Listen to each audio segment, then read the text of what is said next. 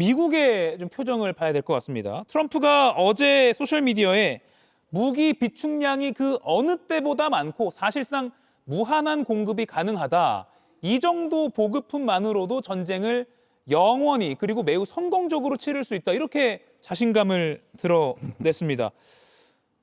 김 의원님, 이거 장기화 국면으로 간다고 봐도 됩니까? 그렇지, 저것도 심리전인데요. 사실 저 문장 뒤에 또 저것과 모순되는 얘기를 합니다. 바이든이 보충을 못했다.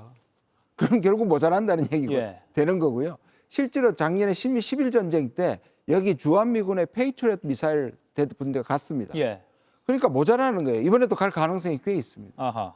그러니까 계속 갈 능력이 없는 거죠, 지금. 사실 또 러우 전쟁 때 계속 무기를 공급했고 그게 모자르니까 실제로 실탄을 한국이 경유해가지고 한국 실탄이 가지 않았습니까? 예. 그런 거 보면 일종의 장담이지만 심리전이지만 사실이 아닐 수 있죠. 쉽게 말하면 허풍일 수 있다. 그럼요, 허풍이라고 예. 봅니다, 저는. 동의하십니까? 기만 전술이라고 보십니까? 아니면? 저도 그렇게 봅니다. 예. 어차피 지금 이미 전쟁 전에 미국의 탄약이나 무기가 예. 그렇게 충분하지 않다. 특히 요격 미사일이 제조하는 데 시간이 많이 걸리고요. 예. 가격도 비싸고요. 그리고 한 발을 맞추는데 보통 두 발씩 쏴야 되고요. 여러 가지 문제점이 많이 있어요. 그래서 장기화되는 것이 미국에게 또 상당히 부담이 될 수 있다. 예. 이렇게 봅니다. 뭐 쉽게 말해서 우크라이나 전쟁만 생각해도 거기에 지원해 준 게 많았기 때문에 그럼요. 여유 있는 상황은 적어도 아닐 것이다. 아닐 예. 것이다. 그리고 지상군을 못 가는 걸 이란은 너무 잘 알고 있잖아요. 그래서 미국을 이길 수는 없지만 미국을 계속 괴롭히는 게릴라 작전을 하는 거죠. 예. 지금 뭐 해군을 보내가지고 호르무즈 경호해 준다 그러는데 예. 트럼프가 그랬죠. 그게 얼마나 취약합니까? 배는 떠 있고 지상에서 쏘아야 되는데 그걸 어떻게 믿고 상선을 띄우겠습니까? 예. 저희가 오후 4시쯤 그 호르무즈 해협에 어떤 배들이 있는지를 확인할 수 있는 웹사이트가 있는데 확인을 해보니까 이란 선적의 배만 3대가 떠 있더라고요. 나머지는 싹 지금 대피한 그런 상황입니다. 이게 실제 저희가 오후 4시에 방송 직전에 확인해서 그래픽으로 만들어드린 건데 호르무즈 해협 가장 좁은 게 뭐 33km밖에 안 된다 하더라고요. 네. 여기를 통과하려면 글쎄요. 이란 혁명수비대가 이미 장악했다면 이란 국적 어선이 아니고서는 뭐 나갈 수가 없는 아니 그런 저 상황이죠. 좁은 길을 미국 해군이 가 있으면 그냥 나를 때려 주시오 하는 거죠. 예. 지상군 투입은 거의 불가능할 거라고 김 의원님은 지금 분석하고 계시고. 저는 지금 저렇게 얘기하는 이유가 뭐냐면 예. 내부에 벌써 여론이 너무 나쁘거든요. 예. 그걸 이란은 너무 잘 알고 있고 그리고 이라크의 8년간의 전쟁에 늪에 빠졌던 기억이 트럼프 자신도 지금 그걸 비판하는데 예. 저런 방식으로 이란은 거기에다 드론을 계속 거의 무한정으로 생산해낼 수 있죠. 예. 그리고 자급자족이 가능하죠. 적어도 중국이 죽게 안 내버려 둘 거란 말이에요. 무기는 안 주지만 뭐 기름을 사줄 것이고 그렇게 되면 47년 동안 견딘 내핍 경제잖아요. 예. 그러니까 얼마든지 장기전으로 갈 수 있다고 봅니다. 저는. 예. 그러니까 미국이 빠져나와야 되는데 그러기에는 명분이나 성공을 해야 되는데 포장할 수 있는 게 없는 거죠 지금. 근데 또 트럼프가 워낙 돌발적인 선택을 많이 하기 때문에 정말 네. 과감하게 지상군 투입할 수 있는 거 아닙니까? 저는 낮지만 그럴 수도 있다고 봅니다. 예. 왜 그러면 이 연설에서 전쟁 초반에 한 번도 얘기하지 않았던 지상군 투입 얘기를 왜 끊었냐는 거죠.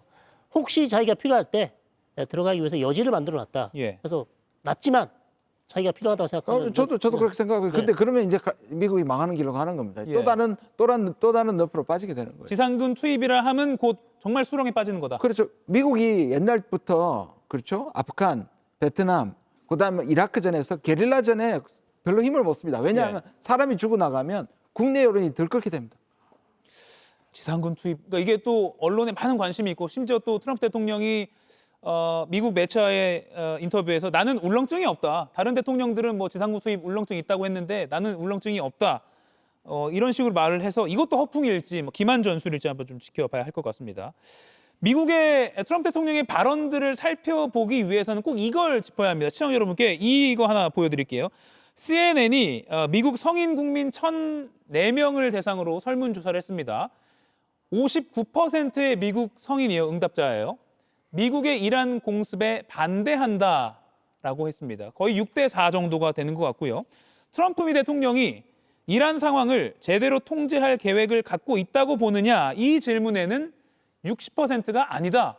그러니까 제대로 통제할 계획 없다고 본다라고 답변을 했습니다. 하나만 더 보여드릴게요.